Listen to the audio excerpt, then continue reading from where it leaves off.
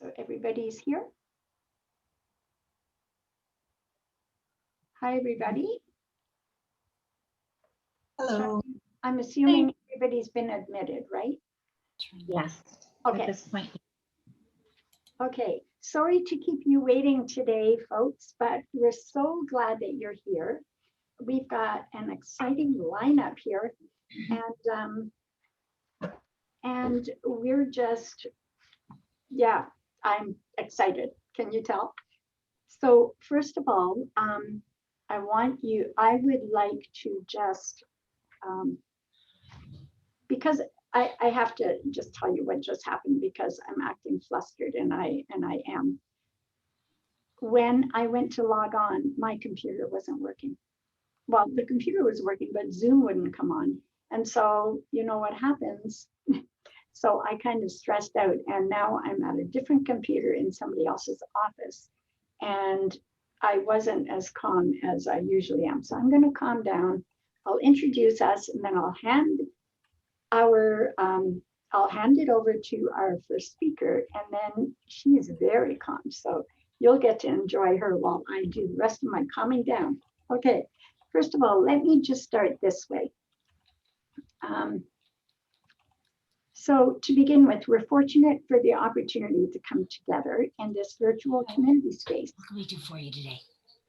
What can we do for you today? I would like the information, please. I should maybe ask you also, if you wouldn't mind just muting yourselves.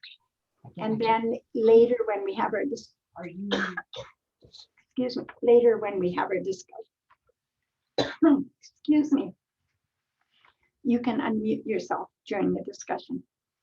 Okay, so this is great that we are coming from all across the province to meet like this. And in the spirit of our journey to promote reconciliation, I would like to honor the truth and the shared history and acknowledge the traditional territories of the people of the Treaty 7 Nation in Southern Alberta.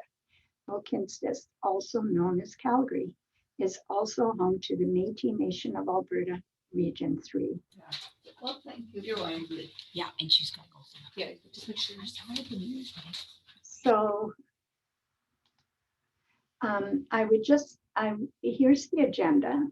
So as you know, we are part of a group, the Intergenerational Community of Practice group on CORE. And I'm going to introduce our committee in a couple of minutes. And then I'm going to introduce Sharon McKenzie, and she's going to share with us. And then we have two of our local Alberta people that are going to share with us about things that are happening on IG Day, June 1st, Intergenerational Day. Okay.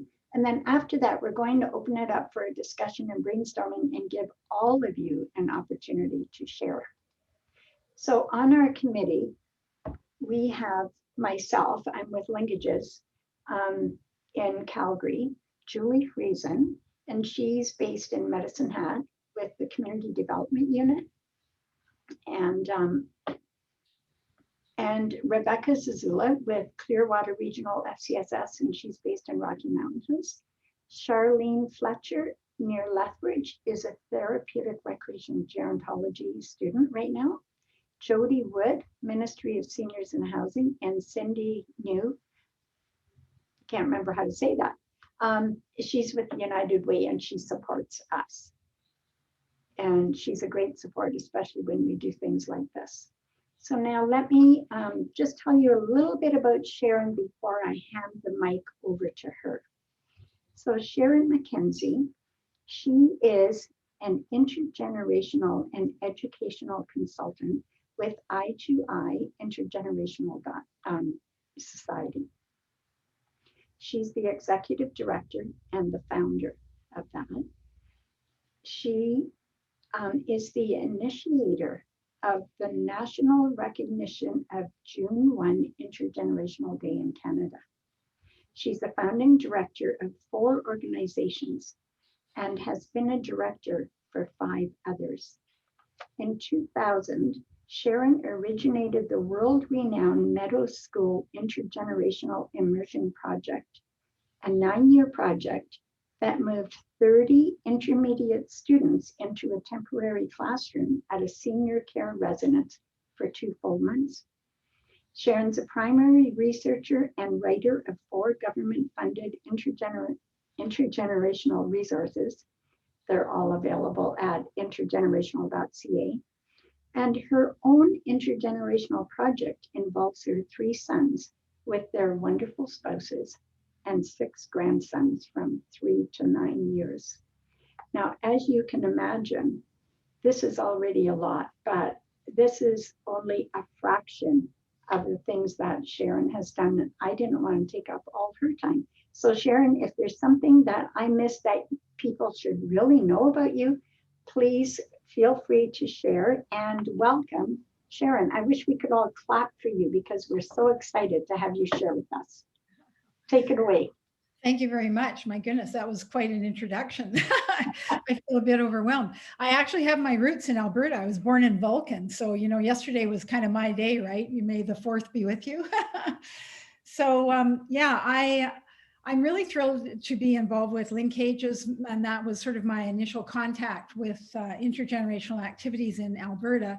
I've worked across Canada for the last 20 years with one foot in the healthcare end of things and one foot in the education end of things, and seriously found that, you know, many of the struggles and many of the issues that each was dealing with, they were the same things.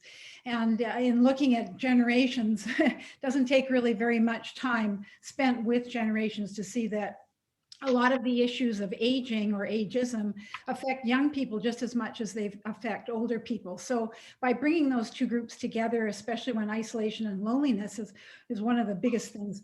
Interestingly, now that we're putting a magnifying glass on, but it's been around for a long time, that by bringing those 2 generations, those 2 ends of the aging spectrum together, that immediately you have that connection. And as a result, the isolation and loneliness starts to dissipate. So any of you who have been involved in any intergenerational activities, you know exactly what I'm talking about. I get reports back from around the world, and the language that everybody uses is always the same. It's great, it's awesome, it's wonderful. Like, there's just so many positive things about it. So hats off to Linkages for the work that they've done. I really think that working with young people and older people and bringing them together, what's so critically important with the younger people is that it's an investment in the future. And everybody's always talking about, you know, investing. And this is a real incredible opportunity to invest in the future in terms of a lot of things. And I think one of the things that I think is really, really important is the fact that, you know, a lot of people fear aging. They fear getting old, and it doesn't matter whether they're 15 or whether they're, you know, 35, or unfortunately, by the time we're 45 or 50, people really start to get a little bit anxious about it. And so however we can, you know, shift that so that people realize that at each stage of life, there are issues, but at each stage of life, there are really wonderful and beautiful things that happen as well. And they should all be sort of looked forward to, but not with fear by any means. So I think by having young people connected to older people, it really gives them an idea that, gosh, you know, getting old, it's kind of cool. You know, you don't have to work anymore maybe, and you can do stuff you want to do. And, you know, if you want to fart in public, you can, and nobody seems to care. So, you know, it's really fun to see how the kids respond to that sort of situation of being involved with older people. I think the other thing too is that in both situations with senior people and with younger people, they have such shifting social circles, and it doesn't take much to know that older people, you know, that from one day to the next, you never really know what the health of your spouse or your friends or your immediate family members that are sisters and brothers and so forth may be. And children have a lot of that too, only it may not be with their immediate family in terms of, you know, being ill and having to go elsewhere to be taken care of, but rather that with kids, you know, it's changing social circles because of school changes, parents, you know, separating and reforming into new family situations, and also the whole idea of having to move across the country, which of course we don't see it as much of now for work. So it shifts kids around. So by the time you have those 2 kind of situations happening at either end of the aging spectrum, again, another really positive reason to bring them together, to give them some social connectivity that they can count on. we came up with the idea of Intergenerational Day Canada because I've worked across Canada for several years in the elder abuse awareness and prevention field. And I was actually asked to write a couple of the resources as part of that 3-year federal initiative on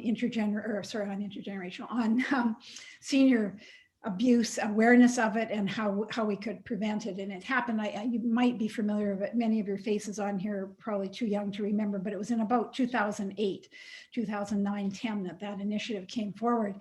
And one of the focuses was June 15th, which many of you, if you're involved in health and with seniors, you know that June 15th is World Elder Abuse Awareness Day. And that was actually initiated by Dr. Elizabeth Podniks, who is out of Toronto. She works as Professor Emeritus out of University of Ryerson and U of T. And she became a really close friend of mine. She was one of the people who asked me to write one of these resources. And so I wrote the Teen Kit, which is a handbook that goes along with the World Elder Abuse Day community kit. But I said to Elizabeth that there was something really wrong with this whole idea because we were focusing on June 15th, and there's not a teenager probably in Canada who cares about older people on June 15th under normal circumstances. They're worried about their grad dress or graduating or exams or summer jobs or whatever. So to really have a great input of energy and focus from kids, especially teenagers at that time of month, is just in that particular time of year is kind of, I think, a bit of a pipe dream. So I kind of crashed her down a little bit by saying, Elizabeth, I think this is really a bad idea. Teenagers are not going to be able to help on June 15th. But I said, I taught at the time with this particular resource that I was writing, I was working with teens from coast to coast. So from Vancouver Island right to St. John's, Newfoundland. And I was working with a collegiate group in St. John's, Newfoundland. And I said, I've been thinking about how important it is to maybe, instead of facing that day that kind of strikes me as a bit of negativity. Zooming. You're looking at, the really bad aspects of being an older person and so forth, which of course it's very important to be aware of that. But I thought, that's a tough one for kids.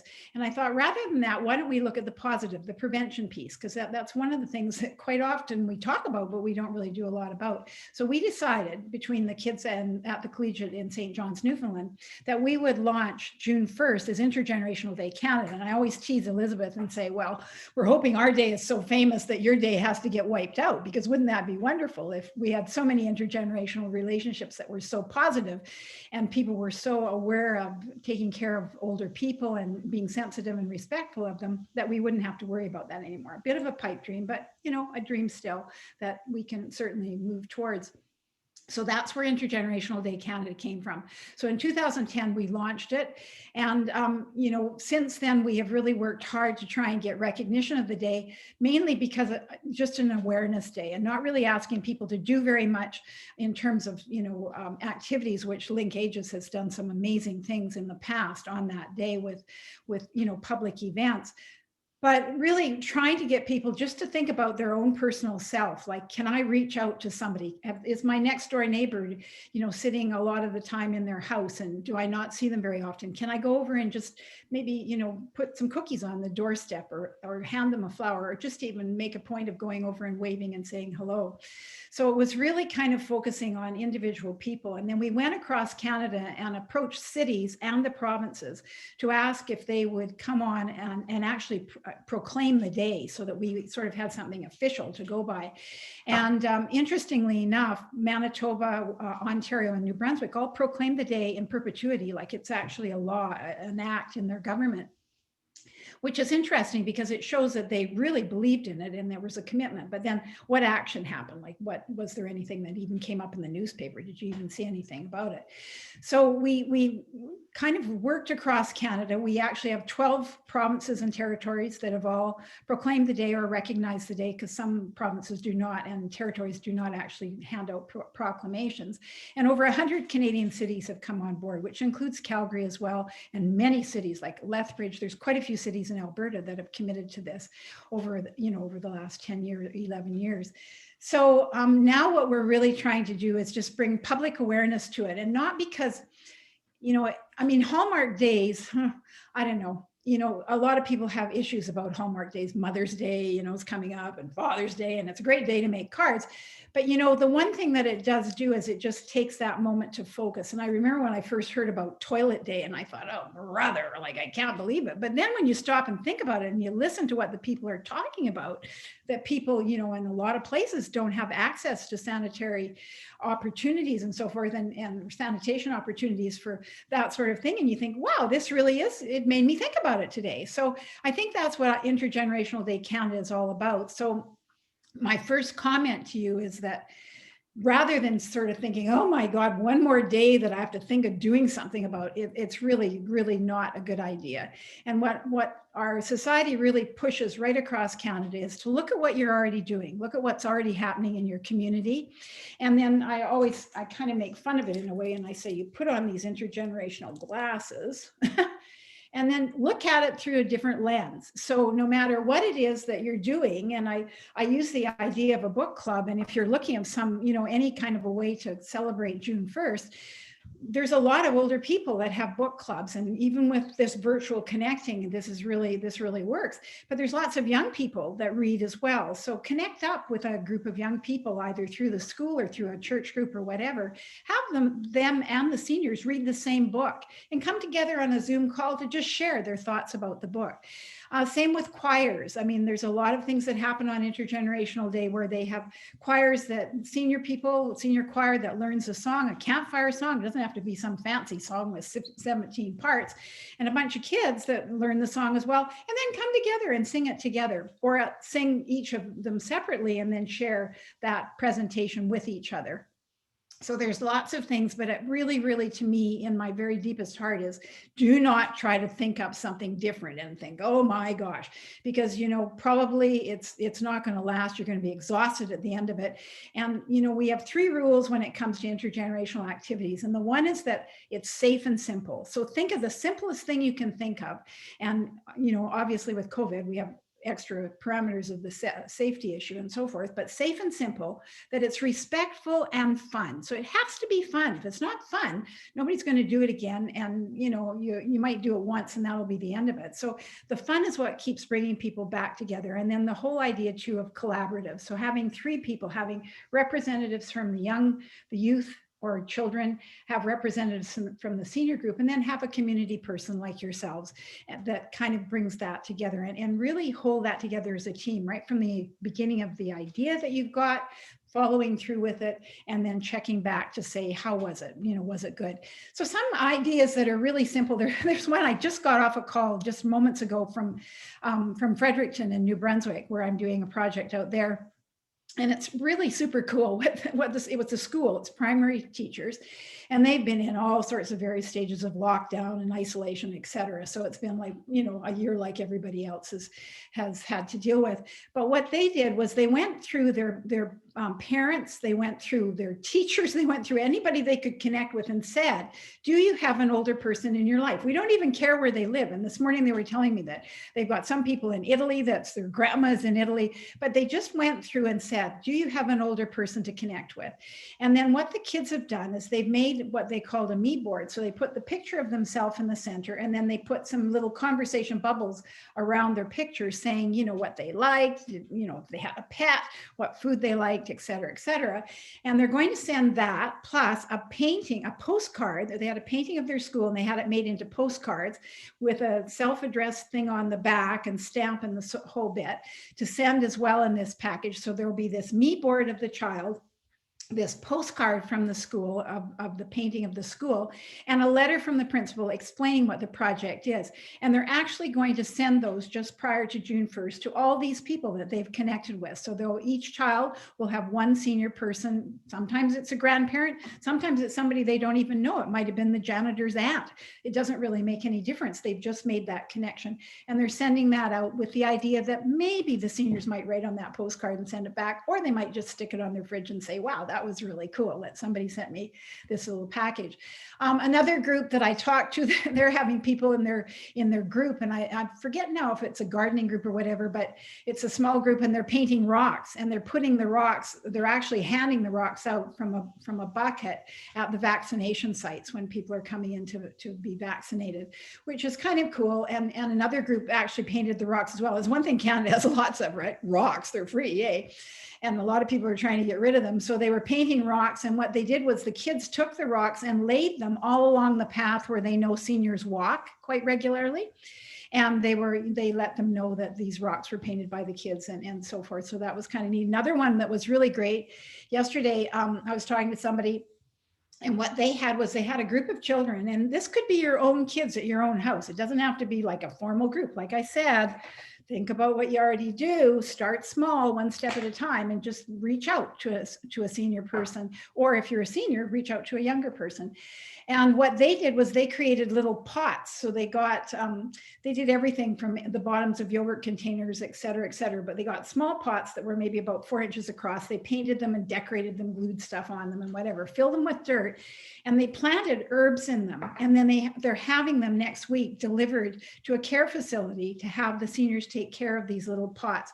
And the herbs, if they do grow, are the kind of things like mint and so forth that they could make tea out of. So the whole idea was that they would grow these and eventually they would be able to share tea. So another, really simple idea. In Ottawa, they've got some very grandiose plans, excuse me, that have to do with music. And they have a couple of schools where they're actually developing songs. They're creating songs, and the songs are about intergenerational relationships, and they're going to present those. In, again, another area, they've got a group of students that are in a citywide orchestra. So they're all youthful people. And what they've done now is invite them to present outside the doors of the care facilities on June 1st, or as close to, well, they're getting so booked up. I think there's 9 cities now that are involved. So the kids are going to be like ragged by the end of the day, because I think they start at 3 o'clock and do these presentations to the care centers, but they're going to do it outside. Hopefully it's not pouring with rain, or Canada snowing. Well, Alberta could be snowing too. Well, actually it could be snowing in BC anywhere too. So hopefully the weather is half decent for that. I think too, some other things, I mean, any opportunities that I know Alberta, like BC, is really super in lockdown now, and the whole opportunity to make those connections face to face and hand to hand are like out the window. But, it doesn't mean that you can't make those first steps at making the connections. So I guess I don't want to take up too much more of your time, but I really want to say that, first of all, just you yourself, please remember on June 1st to make the call out or make the reach out to somebody of a different generation, and smile at them, just break through that. And you never really know how, some people that are living right in care homes or right in apartments, and they seem like they're really connected, and they're really quite lonely. I had a little boy in that Meadow School project that Betty was talking about at the beginning. He had a family of 3 brothers and sisters, and I was a teacher for 40 years, and I taught all the kids in the family, and we always went to this Meadow School for each of my years that I had the children with me, and he came in every day like hair blown back, racing, and when are we leaving? When are we leaving? And he was so excited, and I said, Jeremy, it's really funny to me because he had both sets of his grandparents in town in Vernon, and every Sunday, all 4 grandparents came to have dinner with this family of 6. And I said, I'm surprised, like you have lots of grand people and older people in your family, and you see them every Sunday. And he said, yeah, but they never come to see just me. And I thought, wow, like that's what it's all about, right? It's that one-on-one contact. So if you are a senior person and you make contact with one child, that's good. That's enough. It doesn't have to be some big grandiose thing. So thinking about what you already do, trying to look at it from an intergenerational point of view, or a perspective or an opportunity that might arise now in COVID times or later on when we have opportunities to come together, which of course this is all about. So it's kind of weird that now we're doing it virtually. And then second of all, that you make it safe and simple, whatever you do, and that it's fun but respectful. So you have to really think about, the cultural background of the people that you're trying to bring together, and that they can communicate and not be offended by something that someone has said or whatever. And the fact that you work as a group so that you can kind of keep that momentum going. And the other thing, we're sending out to mayors right across, like I know Ruby's doing Calgary, and we'll be doing Edmonton.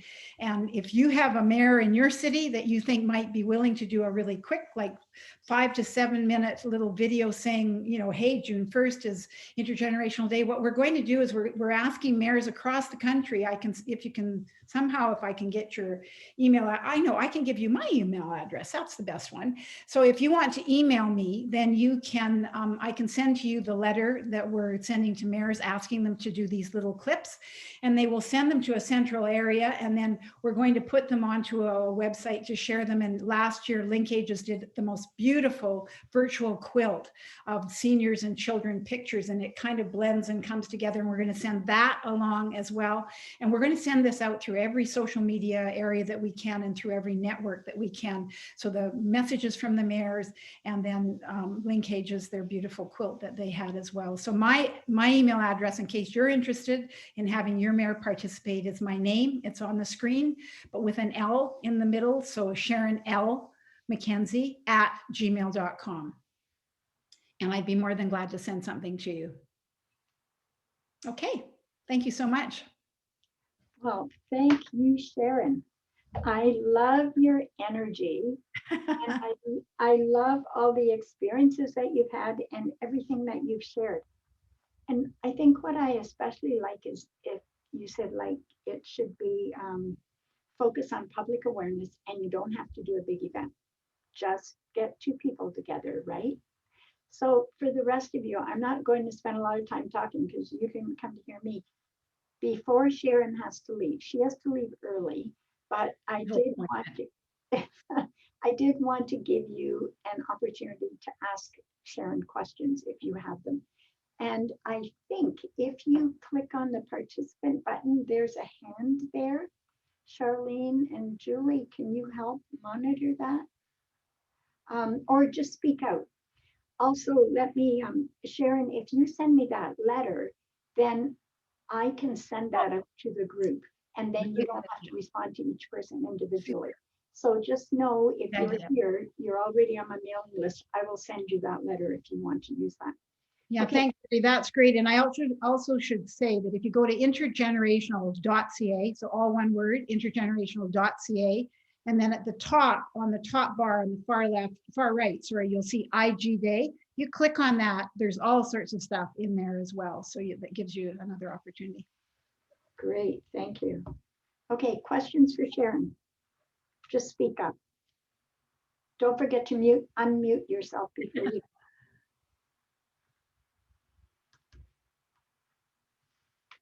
Well, I've just blown everybody away. Maybe they've all gone to sleep. I hope not. Wow. I have a question, and it's I'm just curious, Sharon, with all of your experience, what's your favorite thing you've ever done to celebrate Intergenerational Day? Well, if I could take you into my bedroom, I have a big picture that's 4 feet by 3 feet of me with my 6 little grandsons. And honestly, that's been the very best thing. That's why I say you got to start with what you already have. Ruby, there has never, ever been one event that's been better than the other. As you know, because you work in this field, I've had where it's just been one-on-one, and I've watched things happen that I've just walked away with tears in my eyes. It's been so beautiful. I've seen choirs where there's been, I've been involved with choirs where there's been junior people and older people coming together to sing. There's one out of UVic where it was Alzheimer's patients and their caretakers, and then some high school students that they brought together with an actual choral director. beautiful to see. I'm sitting in the, in the audience just with my eyes. But I mean, I have to tell you, I cry at advertisements on the TV when you have an older person and a younger person come together. I get choked up. Like, I don't know. It doesn't really have to be anything big. It just, I mean, each of you that are on the screen probably have something that you could say was the very best that it could be. Silly answer to your question, right? No, that was great because I would agree with you, Sharon. I think they're all my favorites so far. And we talk about at work how we're so lucky because we hear stories and get to see them and experience them every week that make us cry, but happy tears. Not many people get that opportunity. It really is a wonderful thing. I went to visit in my friend's grade 2 classroom on Sunday. She's about to retire and she's feeling a bit bad, I think. So she asked me to come over and have a look at her classroom. And one of the things that she had done is she had the kids just work on a 10x8 sheet of paper, and they cut out kind of a torso, and then they drew and cut out a face and decorated it with stuff. And it was what I would look like when I'm 100. And then she had, along with that, a companion 1-page article or little thing that they had written, which was quite amazing, about what would be like when they were 100. And it was really funny, they'd say, well, I'm going to pat my dog, and then I will say hello to all my family, and then I will get into bed and my husband will join me. Like, it was really funny, like all of these really funny things that they saw as being sort of the blissful, perfect life when you were 100. So yeah, it's awesome. Hi, Sharon. I'm Kathy Phillips. Question that I have for you, and I love your energy, just as Betty said. I'm interested in just generally from an intergenerational perspective and all of the wealth of background that you bring. What would you say are your biggest or are the biggest challenges and opportunities in making a step change forward in this space? Well, yeah, let's face it, social change takes at least a decade, and our governments are running on a 4-year cycle. And so that means finance and support runs in that cycle. So we never really get anywhere. I mean, when you look at it, seatbelts and smoking, not smoking, have been the 2 really biggest social reforms that have actually hung in there and lasted. It's been an uphill battle. I often liken myself to a Pacific salmon. I feel like I swim up the river a lot, pretty much for my whole career, because there's always other things that come in that are quick fixes that in social, connections. And unfortunately, they're never preventative things that come in and sort of, it's things where, oh my gosh, we have a crisis and it's knee jerk money to that. And they never really stop to go back and say, how can we work, with young kids or way earlier and prevent this? And I mean, that's a huge hang up that I have when it comes to everything that has to do with social policy, is that, they say that they want to make a shift in society. So the challenge is just that it's the way Canada and the way, unfortunately, much of the world is set up, that, social change. I mean, all of you people that are on this screen and involved with this organization, you've been on that uphill battle, and you think, my God, what I'm saying to you is so important. Why is it ending up that it's falling down to the bottom? In terms of, how do you go? I think you just have to have those personal experiences yourself and come from the heart. Like, if I have enthusiasm, it's because I have such wonderful older people in my life and have had right since I was a child. I lived in Calgary, and Mr. Ashley was the gentleman that lived next door to me. I was adopted from a foster home, and he was, and my family was very dysfunctional. And Mr. Ashley was there with his big whiskers and his garden and his alyssum that had some psalm written in it out in the front. And I don't know what I would have done without him, I mean, he was wonderful. He sent me home with a bag of raw asparagus once, which made me sick for a week, but I just loved it. That I helped him pick them in his garden and ate them all raw. What was I thinking? But, I've just had so many wonderful older people. I've learned so much. And one thing that older people do as well is they really bring sort of a calmness to your life, because I won't say they've seen it all, but they've seen history move through, and they know that good people and good things always do rise to the top at the end, and they give you that hope. So I think, you know, being connected to older people and letting them have more of a voice and listening to them in our society, which having young people listen to older people. You know, one thing, this is sort of an aside, but I just realized I kind of dropped the train of thought earlier. One of the things that's really, really important about intergenerational activities as well is that one of the governments right now are all saying, well, we've got to have more help in care homes. The care homes have to be better. There's got to be more help for seniors. Where is this help going to come from? Because, you know, if young people look at old people as being wrinkly, you know, smelly, falling asleep, disinterested, you know, whatever, they're not going to want to be working with those. Now, my kids, when they were in that Meadow School project, wow, the first thing that a couple of them said is, well, I can hardly wait to get old and I can live in a place like this, because they could wear their slippers all day and they thought it was great. But, you know, if young people have an opportunity to see how much fun and how interesting and how thought-filled and how sometimes tragic too the history of seniors are, there will be more interest in them as they grow up to look into fields into professional fields of working and helping in that area. So if the government doesn't really help young people to understand that working with older people is a really positive thing, we're never going to have enough people to look after older people. So, I mean, that's really important. So I kind of went off the track there, but I mean, it's an uphill battle. I'm not going to kid you. I mean, I've worked so hard and so long, and I look back and it took me 2 years just to get the National Seniors Council to recognize that intergenerational was a word. And of course, my computer didn't help, because Apple kept popping up with an underline saying it wasn't a word, which really made me mad. But, you know, finally, after 2 years of petitioning and doing presentations for the National Seniors Council, they agreed to put the word intergenerational in their New Horizons grant applications. So, you know, that was a breakthrough. And so I think that it's just slow work, but it's people like you that will make the difference. You just have to hang in there, and on those little happy things that happen, really dwell on that. Wow, thanks. And I think too, I'm sure from what you've said, you would agree, we can't wait for the government to do things. And I think everybody on this call today, we are all here because we believe in intergenerational relationships, and we are making a difference.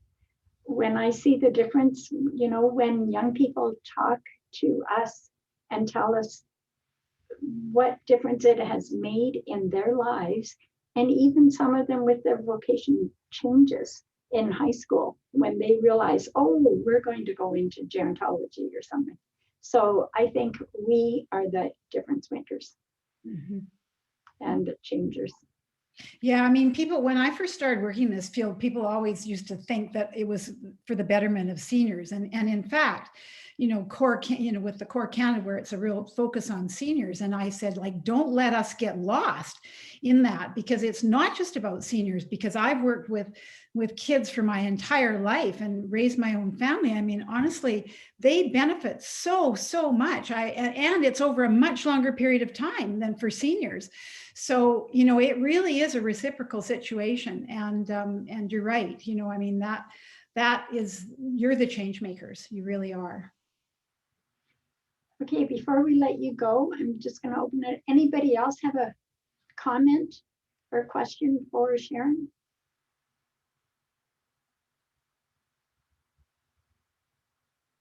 No? I think you've given us a lot to think about.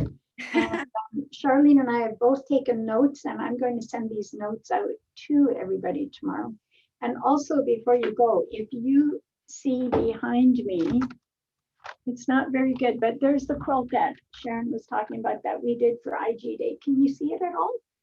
It's so if anybody wants more information about that, just email me and I'll send you a picture and tell you. Sandy had a question. Sorry, Sandy. I don't have a question. I just wanted to say thank you, because as my role as an age-friendly facilitator in the town, I'm thinking big things for age-friendly or for intergenerational activities, and I'm thankful for you that you reminded me that it doesn't have to be a big thing.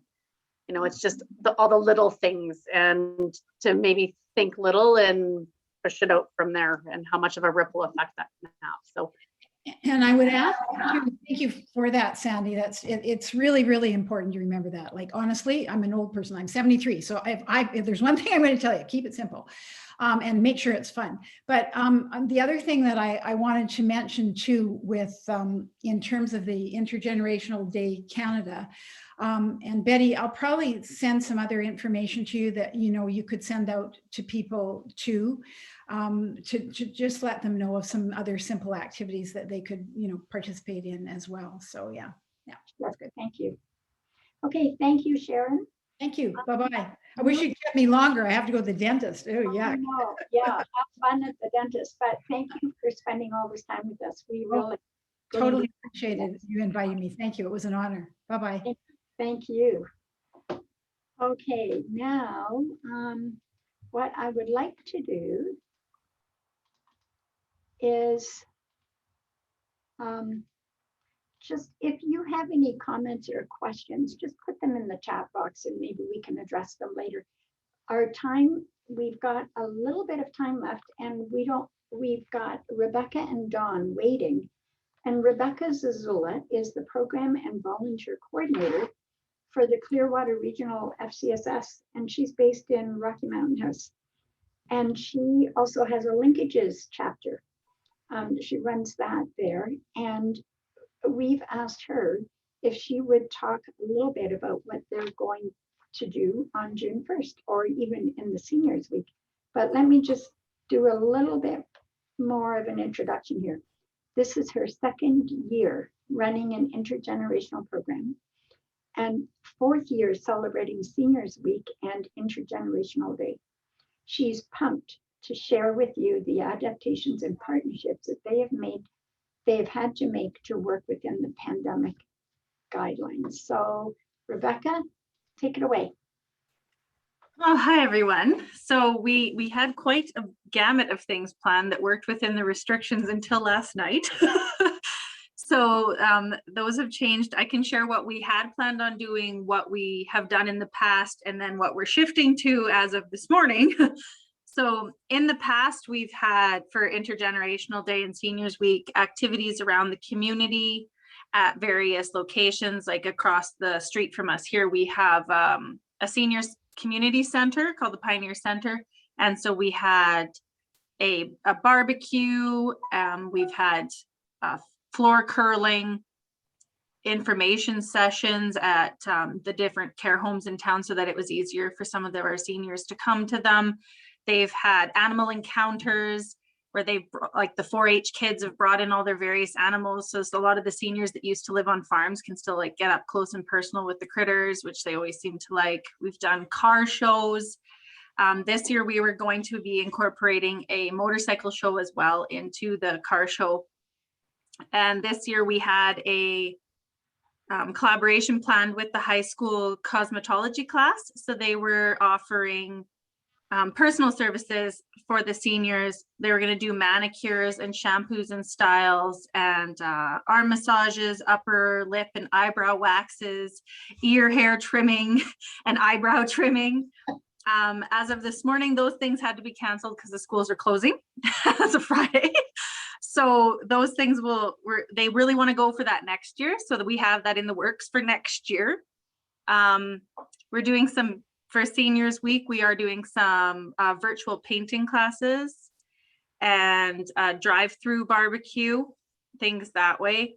So it's been a big shift to go from where we've been in the past, doing tons of big things in person with up to 80 people at an event, to then last year we did seniors appreciation bags through nominations, and we drove all over the entire county delivering over 100 seniors appreciation bags, which we included little activities and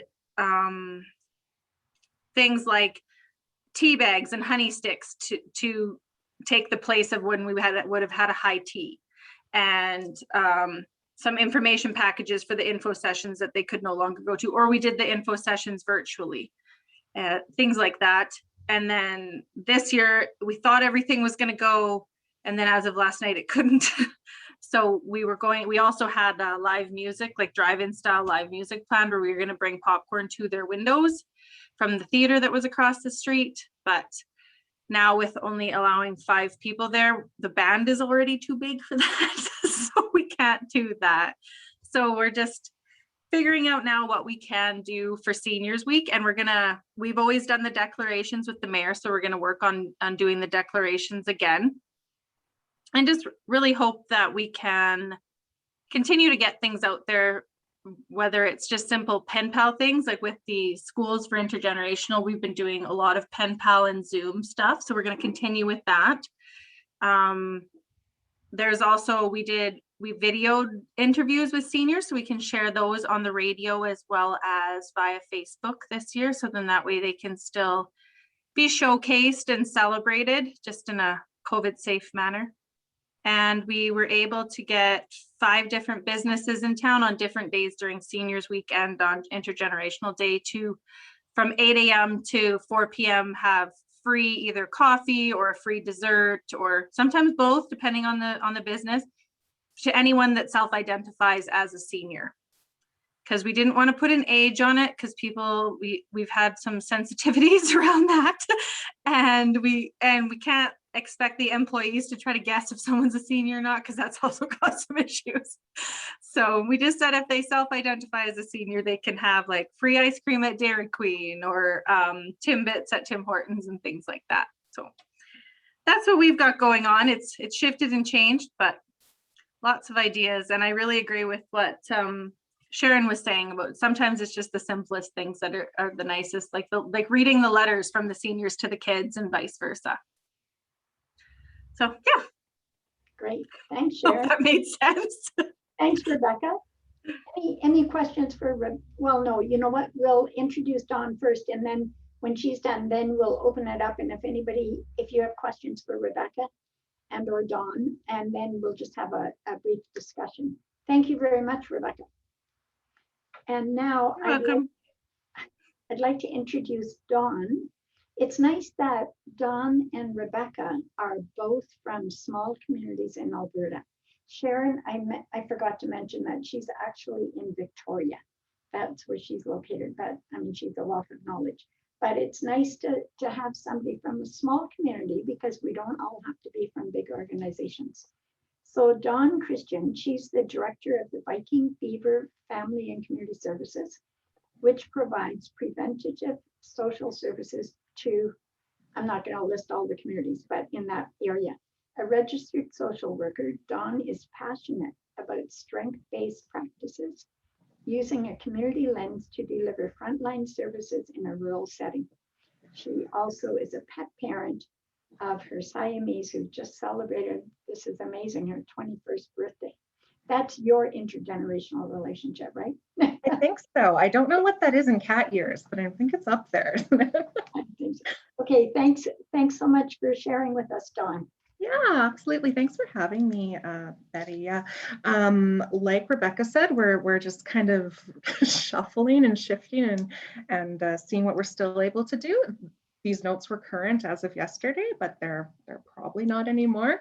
But yeah, I just wanted to share a little bit about our drop-off kindness campaign. So this is something we did last year when we had to, of course, pivot as well, and it's worked really well. So we've decided to try it again, and we decided to actually launch on June 1st. And the plan then was for our wonderful family school liaison worker who's in the school to take around some little greeting cards to the kiddos. They could write their messages, they could color, whatever they chose to do. And then those cards would come back to us with all of our COVID restrictions in place, and would get included in our senior swag packages. So we would include things like magnets, notepads. We had some little recipe cards made up, puzzle books. This year we're doing library cards, which is wonderful, and then some flowers. And then the kits were taken around by hand by our very few staff members to all of those communities that Betty didn't list, but there are quite a few there. And then, yeah, we are fortunate. It's interesting that Sharon mentioned collaboration, because we're nothing is possible out here without collaboration. So our partners at Beaver County Community Adult Learning and Beaver County Victim Services, we're planning to come deliver those with us, which is nice because those are two kind of areas for seniors that we're seeing a need in. We're seeing lots of relational elder abuse. And we're seeing lots of seniors who are trying to access technologies that they haven't had to before, and adult learning can provide some supports for that.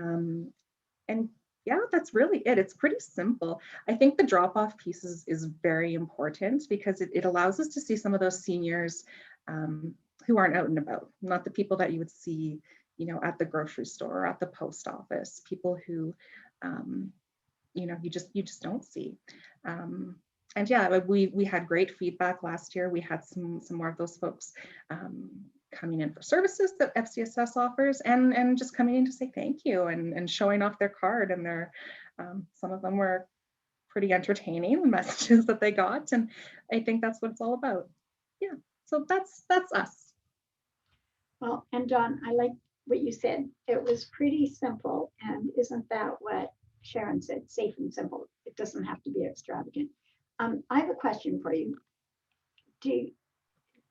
How do you know where the seniors are, who to deliver the swag bags to? Well, we're fortunate because we're a small town, but we're a lot smaller than Rocky Mountain House. Viking is our biggest center. It's about 1,000 people. And we kind of know, we tend to know where folks live. We have had some some folks who've gotten a package and say, well, I'm not a senior. And what we say is, well, a senior. So can you pass this along to someone in your family or your community who would appreciate it? That's awesome. Mm-hmm. Thank you. Thank you. Julie, I'm going to turn it over to you now. She's going to facilitate the rest of our time. We have about 10 minutes left. So Julie, take over. Julie? Oh, oops, there. I just wanted to unmute and put my video back on.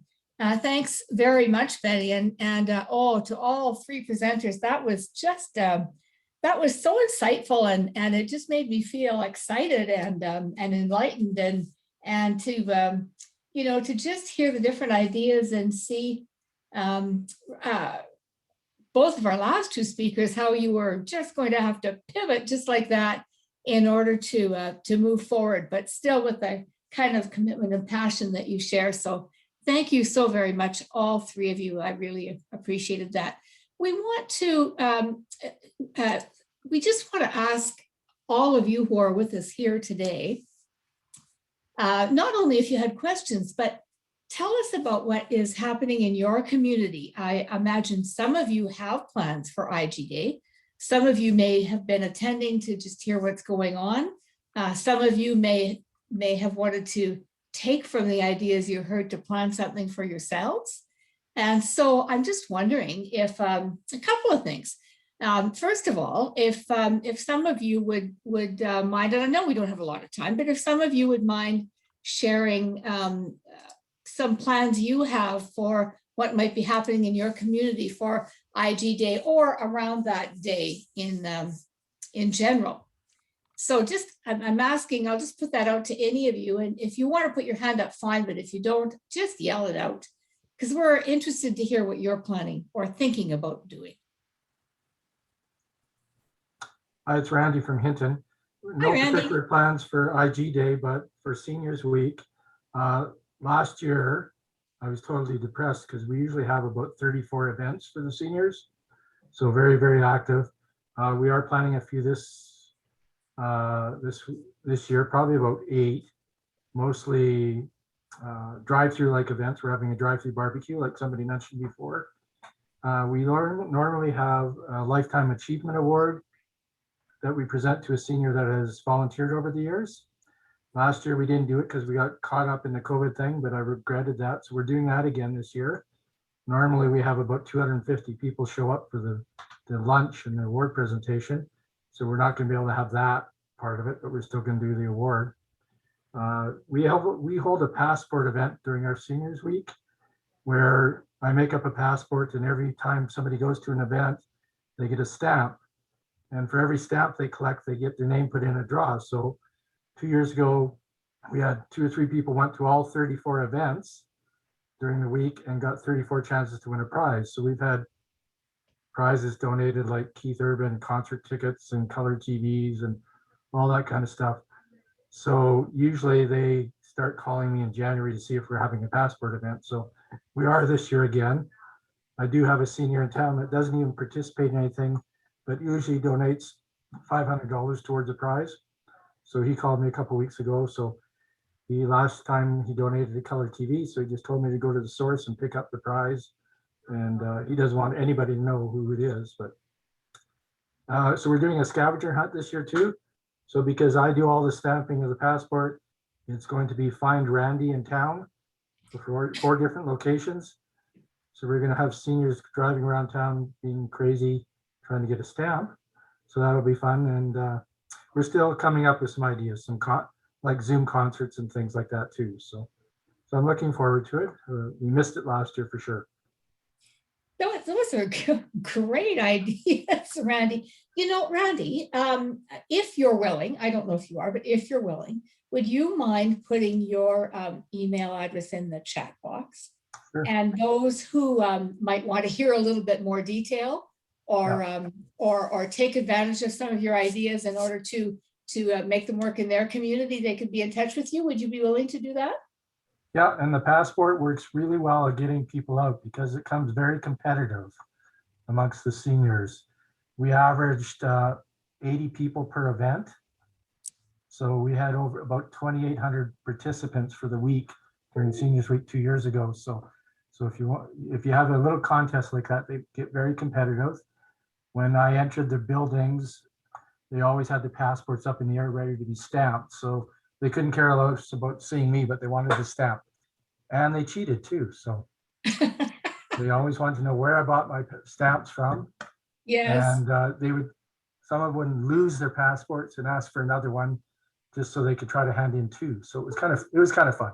We made fun of it. So yeah, I'll That's put my great. name Thank in. you so much, Randy, for that. Yeah, okay. All right. Sandy, I just, you had well, Cheryl wanted to know what type of events you do. Okay, I think, Cheryl, any more from you on that?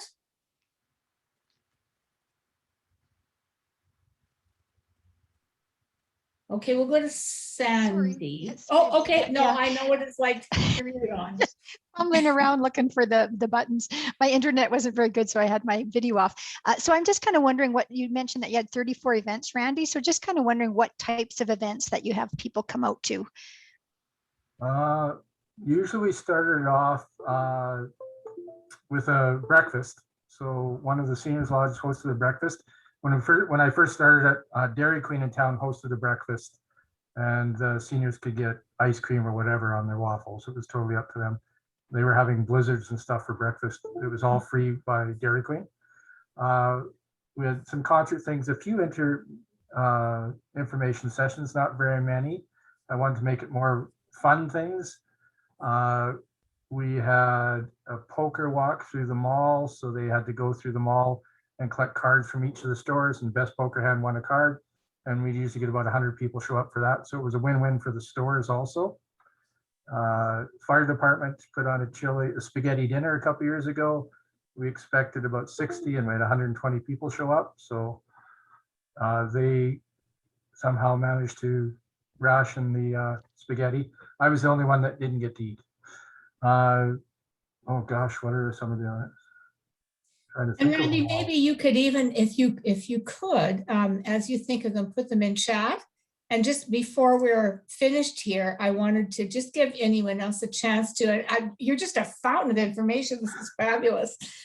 Well, what you could do is you can email me and I can send you the schedule we had 2 years ago, along with the passport, and I'll give you an idea how we do it. So That's awesome. Thanks for sharing, Randy. Appreciate it. yeah, for sure. Yeah, that was great. I just have an image of you lurking around the community while people are driving around trying to see. So that's lots of fun, lots and lots of fun. And there are probably ways in there where you could involve youth or younger adults with the seniors as well, which would make it intergenerational in nature. So that's great. Susan, you've shared, and just do you want to say a few words about, I know you put it in the chat box, but do you want to tell us about your idea for this year? Sure. So I'm the coordinator with Alberta Health Services Volunteer Resources, and I just see so many opportunities to connect youth with our seniors in care, also with home care clients. And so this year, I just want to share out to the organizations that are involved with youth that I'm open to whatever ideas they have, and because it has to be virtual, just open to whatever ideas they have for how we can connect our youth to our seniors that are not able to have visitors in the facility right now. Yeah. Okay, thank you for that. And again, Susan, if you, and you don't have to do this, but if you would like to share your email so people could get back to you. I'd also just a reminder for you as well, all of you on the call, is that the core site is a great place to look for resources and ideas, and it's also a great place to share your own. So not only when we're talked together today, but if you get those up on the core site, then they're there for everyone to see. And there are people that look in the core site but may not join our forum. So that's really good. Oh, and here is Randy giving us more. Oh, this is so exciting. I wish we had more time. One last, and I will, thank you, Charlene, remind everyone of the survey link. Just one last quick opportunity for any of you who haven't shared yet about an idea you have, something you would like to pursue, either for IG Day or week. And or some idea you got that you could adapt for where you are, your location.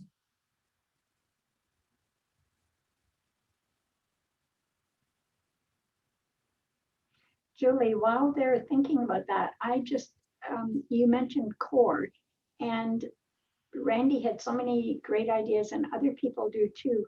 I think I'm going to go on to our group in CORE and start a discussion thread. So why don't we do that? And then anybody who has ideas, just go to our group on CORE. I think most of you are members by now. If not, join. And let's just get a whole discussion thread going with tons of ideas. Yeah, thank you, Betty. I thank you for saying that, because my next thing was going to be, please join CORE so you can take part in these opportunities. But yeah, discussion thread would be great, because, we're really starting to have good conversations together. And I think some of you are feeling a little more comfortable, in sharing your ideas. And I hope you are anyway. Also, Charlene's put a link to our survey in the chat box here, if you don't mind doing that. This is not a big, huge survey that will take you hours to fill out. It's small, but it really helps us. And the core site is there as well for you if you need to refer to that. I think, Betty, I'll I'll turn it back to you. I wish we had a little more time to ask people to share, but this has been a fabulous opportunity today. So any closing comments from you? No, I don't think I'm going to put my slides back up because they're just wrap up. You've already reminded everybody about CORE, and I'd like to remind you that you'll be getting an email from Cindy at CORE tomorrow saying thank you for attending this, with the survey link if you haven't done it today. And then in the next few days, will be sending an email with the notes that we have taken. And also, we've recorded this so that we will be putting the recording on CORE as well. And Cindy will send you that link. Okay. Oh, another thing, we are looking for topics. I mean, we've got lots of topics, but we want to know what you want for future speakers, topics, styles of how we want to get together, because we really want our community to grow, and we not necessarily get bigger, but get better. Okay, so we want to collaborate and learn from each other and support each other. So any ideas, let us know. That's it. So I'm wrapping up. Thank you so much for coming. I really appreciate it. I feel like I could mention a few names of who I see. It's really exciting to see you guys. And any questions, any comments, any ideas, either go to CORE, email me, I'll fan it out. And hope you have a great rest of the day and a good intergenerational day and a good lockdown for the next couple of weeks. Yes, and I echo your thanks, Betty, as well. Thank you so much for everyone. And absolutely, we want this platform to represent what you want or need or, you know, are interested in getting out of it. So, you know, we're not trying to impose our views or ideas on you. We want to hear what yours are. So anytime you have them, we'd love to hear them. Thank you so much, everybody. Have a great day. Maybe team, if you could just stay on the line for a few minutes.